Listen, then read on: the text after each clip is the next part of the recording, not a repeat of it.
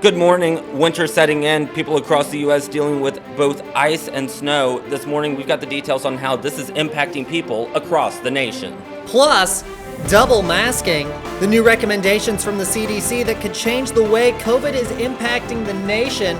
In a moment, the latest on the new research. And Arctic air remains. Freezing cold temperatures settle in for the weekend. Our weather team, they're tracking it all. They'll tell us how long it'll stick around. Get the coffee ready and open up those eyes. You're waking up with Cardinal weather. From Ball State Unified Media, you're waking up with Cardinal. Hey there, everyone. It's a busy Friday morning. Thank you so much for being here with us. You're waking up with Cardinal Weather. I'm Tyler Brummett, and look who is back with us again, Blake Dahlier, hanging out. Well, good to be back, and if only we could get the color coordinating thing down. That's a little tough, the yellow. Well, a bit of miscommunication this morning, but hey, red, yellow, close enough, right? Yeah, I think so. And by the way, this morning, we woke up to bitterly cold temperatures. It's no surprise. We've been dealing with it for a while, so of course, we're wondering, is there a warm-up on the way? This morning, we say good morning to Morgan Taylor. Hey there, Morgan. Tell us some good news here. Good morning. Unfortunately, the cold is here to stay, and a surge of Arctic air is on the way. This morning, winds are on the calmer side at the moment. An eastward wind here in Muncie around 6 miles per hour. Primarily calm conditions for the winds this morning, but temperatures at the moment are not calm, sitting at primarily 20 degrees in Muncie. Overall, upper teens, lower 20s this morning across the state. Wind chill values on the colder side as well this morning. Single digits in some areas, around 18 in Marion, 12 in Muncie, 9 in Newcastle. So definitely a cold start to the morning. Be sure to grab a hat, some gloves, and wear your coat out if you're headed out this morning. Radar showing some passing clouds moving through the area and a spotty snow flurry or two as that radar loop plays here in the background. And I will be continuing to track some possible snow this weekend, weekend cold, as well as that surge of Arctic air that is headed our way in the coming week. All right, Morgan, thank you so much. Blake, go ahead and take this one for you. Yeah, this week started with below freezing temperatures for nearly 200 million people. Now, there are winter weather alerts and ice storm warnings stretching across more than 1,000 miles of the U.S. As Britt Conway reports, don't expect the cold to go away anytime soon. Looks like Punxsutawney Phil might have been right. It seems winter isn't going anywhere anytime soon, and definitely not this week. Tens of millions of people stretching 1,200 miles from Texas to New Jersey are under some kind of winter weather alert. And look at this in purple, ice. Multiple states are under an ice storm warning. The biggest concern is the amount of ice that is forecast here.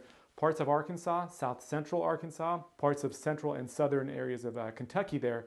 That's where we could see the highest amounts exceeding 1/4 of an inch to maybe 3/4 of an inch. Along with West Tennessee, southeast Missouri, and the southern tip of Illinois. But Kentucky seems to be taking the brunt of it so far. That's the area of interest that we're watching very carefully here. And of course, any of those suburban communities, the wooded areas, we know trees can easily come down with that amount of ice. It could also be dangerous to drive. There could be widespread power outages, and there might be airport delays and cancellations. The Kentucky National Weather Service worries this could be, quote, one of the worst weeks for winter weather in eastern Kentucky in over a decade. And some vaccination sites in the state have shut down for now. By the weekend, every state in the lower 48 could see below average temperatures. Well, the only area that may still be on the warmer side of normal, South Florida. Enjoy. I'm Britt Conway reporting. Looks so beautiful there in Florida. Wish we could have some of that weather. And as strong winter storms keep impacting the Pacific Northwest, long-range forecasts say the cold will continue to dominate the weather pattern across the U.S. Our own Ryan Crump will have your national forecast coming up a bit later in the show. Blake? At least 6 people were killed in a major multi-vehicle crash in Fort Worth, Texas Thursday morning. Authorities say up to 100 cars, maybe more, were involved in the accident on Interstate 35. At least 36 people were taken to the hospital. The crash forced responders to close all lanes of traffic. The weather was likely a factor. The road was wet and slick after freezing rain and sleet fell overnight. The area is under a winter weather advisory until Thursday evening because of ice accumulation. Yeah, obviously some very terrifying footage right there. And by the way, people in Minnesota, they're also dealing with the cold weather. At least 24 fishermen were stranded on Lake Superior Tuesday morning. They entered the frigid water and eventually got stuck on a sheet of ice. Rescue crews brought the fishermen back to shore. In the afternoon, there are no reports of any life-threatening injuries, so some good news there. Officials, though, they're now focused on getting the fishing equipment that is still stranded on the sheet of ice. And while the winter weather may be keeping pollen counts down for now, this is some bad news for me. New research indicates that climate change is making pollen worse in the U.S. and Canada. It is also making the pollen season longer. That's according to a study published in the peer-reviewed journal Proceedings of the National Academy of Sciences. According to the research, current pollen seasons kicked off 20 days earlier and last 10 days longer than they did in 1990. They also bring 21% more pollen. Out west we go here on this Friday morning. The Chevron refinery in Richmond, California is investigating an oil spill. That's according to city and county officials. The spill was noticed Tuesday around 3 p.m. local time. You can see there oil on top of the water. California's Office of Emergency Services says a pipeline was leaking approximately 5 gallons a minute. The leak was stopped about 2 hours after it was discovered. At this time, it's unknown what exactly caused the spill. Chevron says it's fully cooperating with investigators. Still ahead here on this Friday morning, masking up. Yeah, we've been doing it now for several months. New research shows that we might want to take even more precautions in the fight against COVID-19. The CDC's recommendations in moments. That's after your weather now.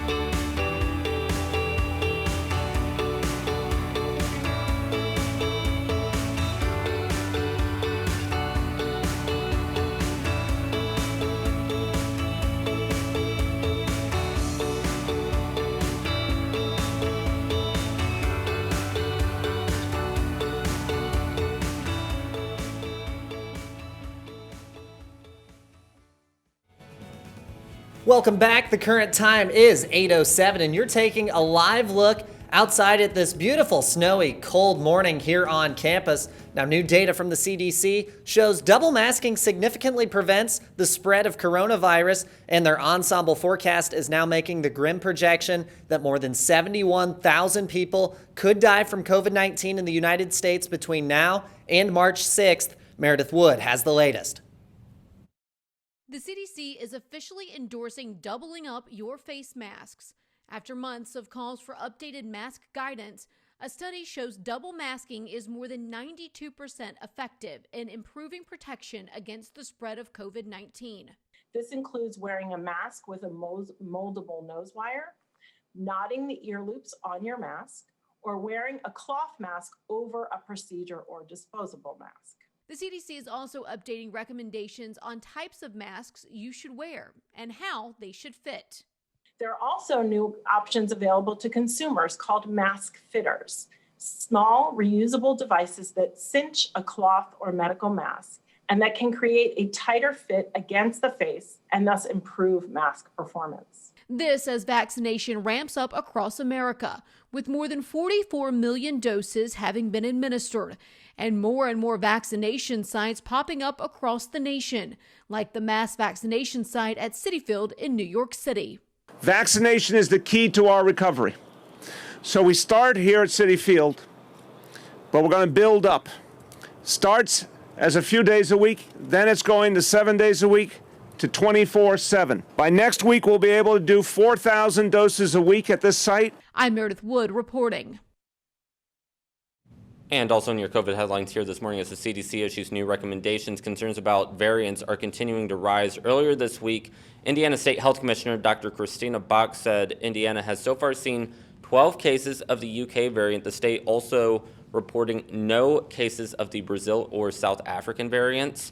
During a briefing, the World Health Organization talked all about those concerns. That particular variant of concern, especially in Western European countries, is spreading in terms of prevalence more quickly than other lineages. And so it's really important that we keep an eye on the overall transmission rates, because very quickly, once it becomes dominant, it may impact the epidemic curve overall. AstraZeneca is working hard to improve its vaccine productivity. This comes after the World Health Organization recommended the use of its vaccine in countries where coronavirus variants are circulating. AstraZeneca expects to increase its global capacity to more than 200 million doses per month by April. The pharmaceutical company presented its 2020 corporate results yesterday in a media call. AstraZeneca said that, along with its current partners, currently produces more than 100 million doses per month. As we know, vaccine efforts continue to ramp up, and the number of people getting the vaccine is also increasing, but that number doesn't tell the entire story. Laura Jarrett tells us when you look at the actual people who make up the data, the picture of a racial divide emerges. Rossi is a small family-run pharmacy in Brooklyn, but its modest frame belies the heavy load it's been carrying for the last 4 weeks. Some of us were just really breaking down from the stress. After a mountain of paperwork, the Moderna vaccine finally arrived. And since then, Rossi pharmacist Ambar Kalisker says the shop has been overrun with appointment requests. Our rollout plan went out the window. Kalisker's family has owned Rossi since the early 1990s. And he says he noticed his usual customers who live in this predominantly black and Latino neighborhood weren't the ones scooping up the slots. Who was coming? Mostly patients from Long Island, Manhattan, Westchester. We can kind of very clearly tell who's here for the vaccine, who's here for normal pharmacy business. So how do you know? They're white and they look confused. Rossi is like many other pharmacies and clinics now on the front lines of an equity crisis when it comes to who is receiving vaccines in such high demand and short supply. In New York City, critical data is missing on a little over 300,000 people who've received one dose of a vaccine but have no reported race or ethnicity. And in the available data, the racial disparities are staggering. Out of roughly 300,000 residents who've received at least one dose so far, 46% were white, whereas only 12% were black, even though black people make up nearly a quarter of the city's population. And nationwide, the CDC says black and Hispanic people are almost 3 times more likely to die of COVID-19 than white people. So how is it that nearly 2 months into the city's vaccination effort, the people who face some of the greatest risks from COVID are still largely left behind when it comes to getting a shot? There is some hesitancy, but I think beyond that, it is concrete access. Public health experts and advocates like Ivalise Andino say the first problem is the way most appointments are booked online. The challenges are for folks maybe who don't have access to a computer, who don't speak a language. It's really challenging to find this place, do all the things that I talked about, sign up, and get here. Beyond that, there's a lot of eligibility requirements. Then there's the issue of where to go for a shot. State and local leaders have promised more efforts to reach minority communities and point to mass vaccination sites like this one at Yankee Stadium that's limited to Bronx residents, but it's a frustrating solution if you can't get there. This site at Yankee Stadium isn't the most accessible to folks in the North Bronx. Beyond that, right, the taking off of work, coming in during the middle of the day, that's not, child care. We're asking people to come to a center and get what they need instead of meeting them where they are.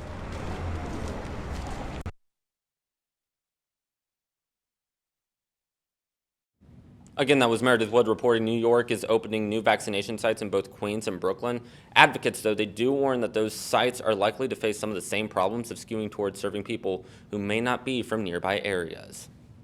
Walgreens and Uber are teaming up to beat the COVID-19 vaccine and bring them to underserved communities. Uber says transportation should not be a barrier to health care. Together, the companies will address that as well as vaccine hesitancy. Over the coming months, they will roll out several initiatives, including free rides to Walgreens stores and off-site vaccine clinics, the ability to pre-schedule rides when a vaccine appointment is made, and a new educational program with the National Urban League to address vaccine hesitancy. All right, 8:14 here on your Friday morning. Of course, as we know, it's cold outside, but we're wondering what it's like across the rest of the country.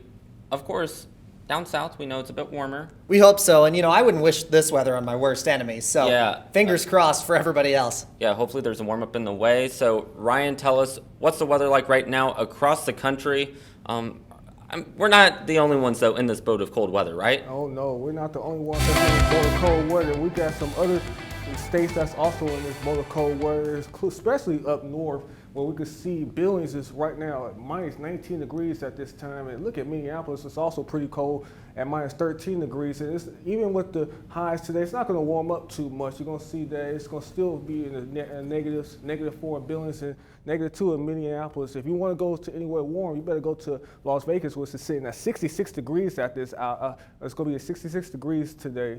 As you look at tomorrow, the highs are also going to be pretty chilly. It ain't going to move too much. Like I said, Minneapolis and Billings is going to be still in the negatives. You're going to see Seattle's at 37 degrees and Los Angeles will be at 61 degrees. Now I'm going to take you a look at this radar right now. It's pretty active right now.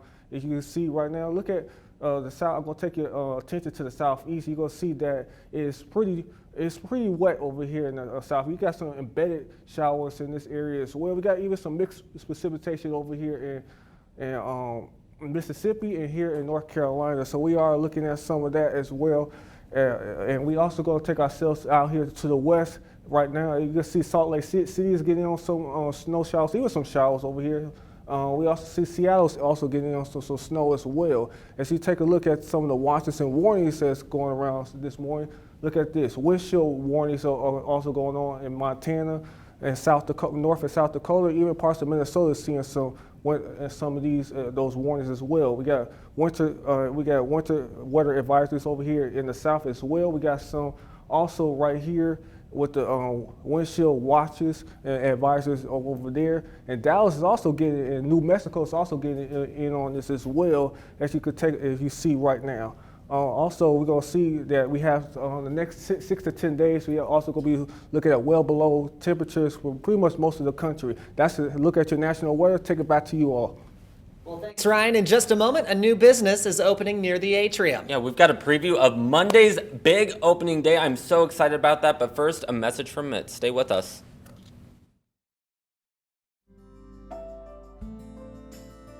Riding the bus is an easy thing to do. Last year, we carried 60,000 riders from the Ball State area. 50,000 of those were students.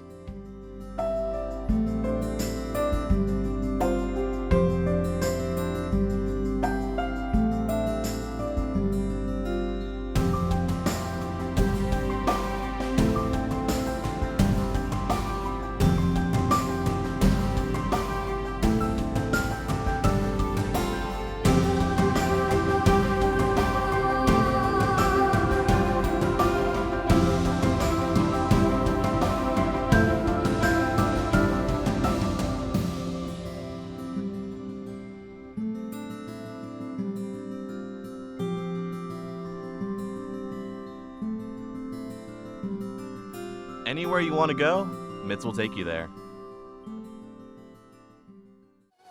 Hi there, everybody. Welcome back. You're looking live right now across part of campus. As you can see, a lot of snow out there. Hopefully, you're having a nice start to your Friday morning. Trust me when I say the weekend is almost here, so just hang in there, folks. And you know what? We've got a big opening coming to Ball State's campus on Monday. A new cafe and convenience store is in the works in the Art and Journalism building. We're actually just a floor above it. So let's go ahead and go downstairs now. Our own Alex Almanza has a special guest with them. Alex, good morning to you. What's going on?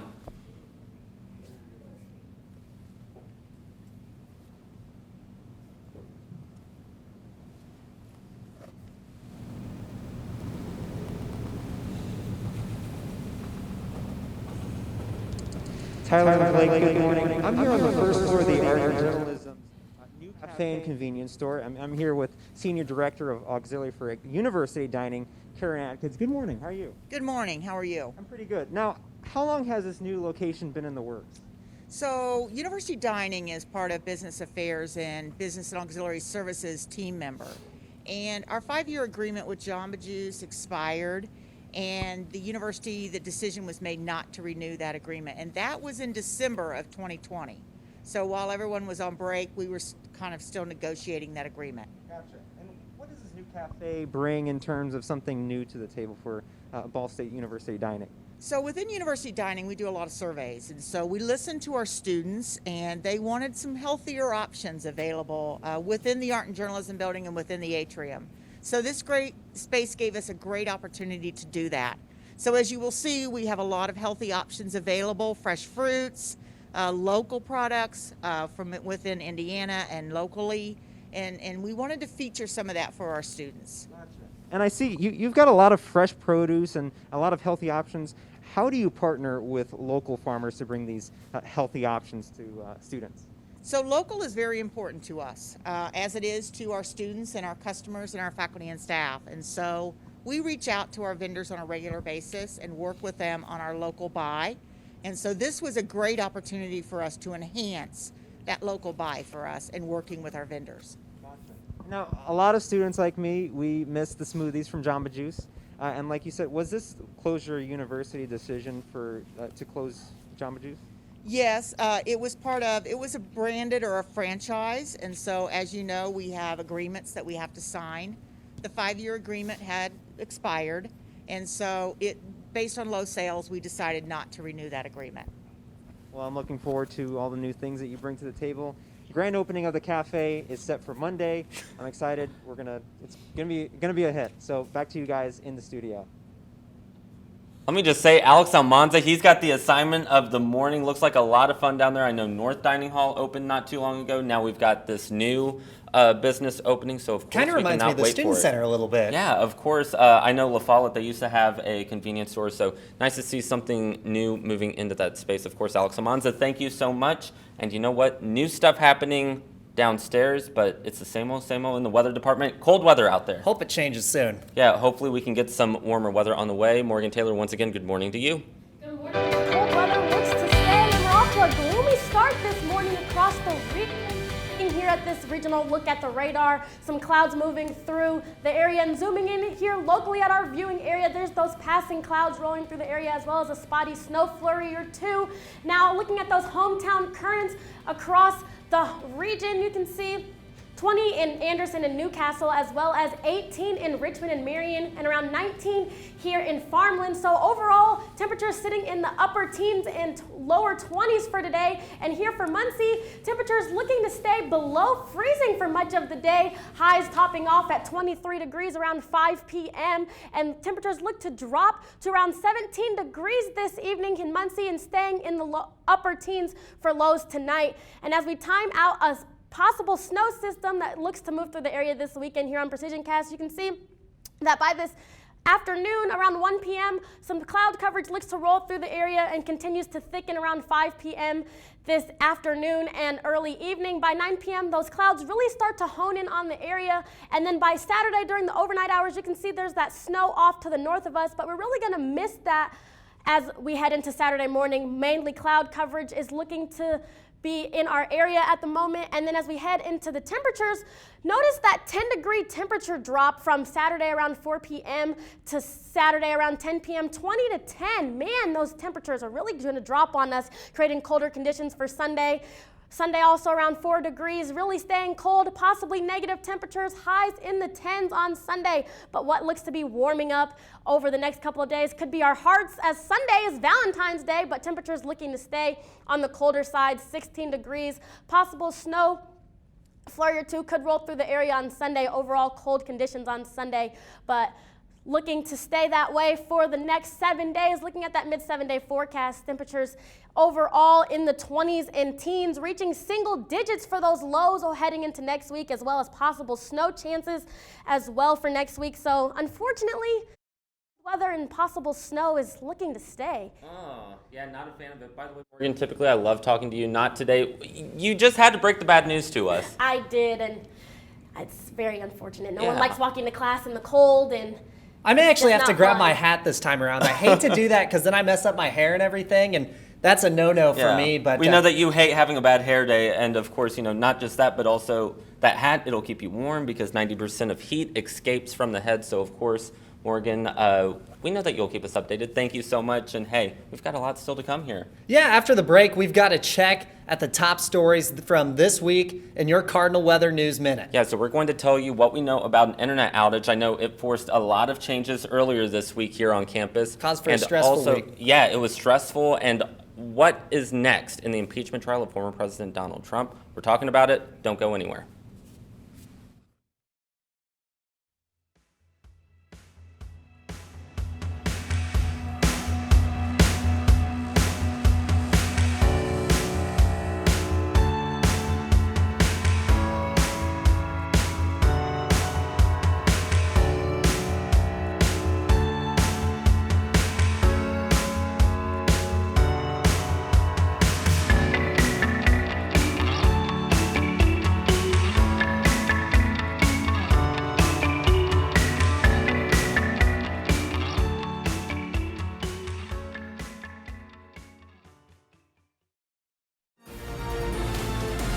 From the heart of Ball State to the heart of your community, NewsLink Indiana brings you local and state news you care about. We pride ourselves with giving you the most reliable news coverage, stories that affect you, linking you to the community each night on air and online. NewsLink Indiana, bringing news to the heart of your community.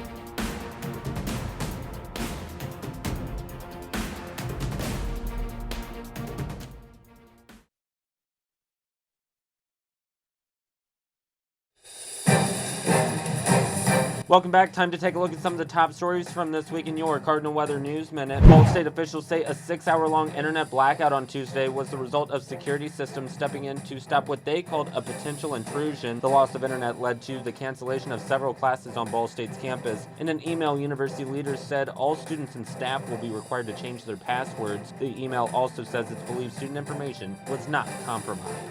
The student government election cycle kicked off this week, but only one slate is running. Strive is hoping to be the next SGA administration. The group sat down with me for the first of 3 conversations with the slate. They talked about COVID-19, diversity, environmental, and mental health awareness. The next conversation is Wednesday night at 6 on NewsLink Indiana. And finally, the impeachment trial of former President Donald Trump is underway. The trial was declared constitutional earlier this week. Republicans argued it was unconstitutional since Trump is no longer in office. Democrats showed multiple videos with evidence they say showed Trump was inciting a crowd to storm the Capitol building. The trial is expected to continue today. And that's your News Minute here on this Friday morning. Let's go ahead and send it over to Natasha Leland with Breaking Down the Science. Hey, Natasha.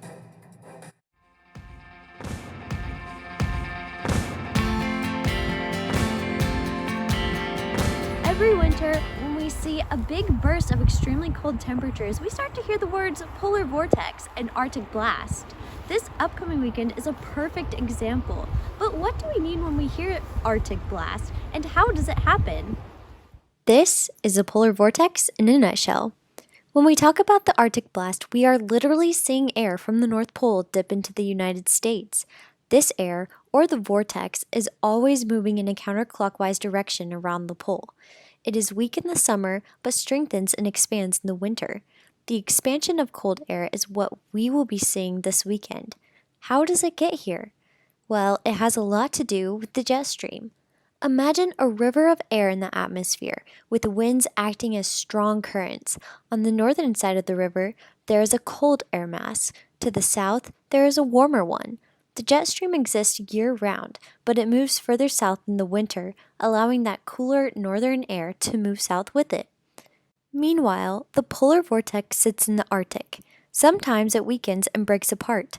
The broken piece of counterclockwise rotating air, or a low-pressure system, pushes itself against the jet stream, making it wavier. The further south the wave dips, the colder the air brought to the region. Whether or not the polar vortex is bringing us these frigid temperatures, once they start to drop, it's time to layer up.